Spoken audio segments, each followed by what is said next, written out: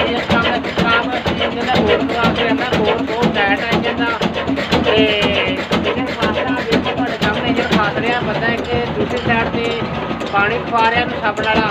ਉਹ ਭਾਈ ਸਾਹਿਬ ਖੜੇ ਨੇ ਆ। ਇਹ ਸਰੋਂ ਦਾ ਤੇਲ ਪਾ ਰਹੇ ਜਨਾਬ। ਇੰਜਨ ਦਾ ਬੋਰ ਬਹੁਤ ਟਾਈਟ ਹੈ ਅਤੇ ਬੋਰ ਠੀਕ ਸੀ ਲੇਕਿਨ ਫਿਰ ਜ਼ਿਆਦਾ ਟਾਈਟ ਹੋਈ ਨਹੀਂ। ਇਸ ਵਜ੍ਹਾ ਨਾਲ ਯਾਨੀ ਕਿ ਨਾ ਸਿਸਟਮ ਹੋ ਗਿਆ।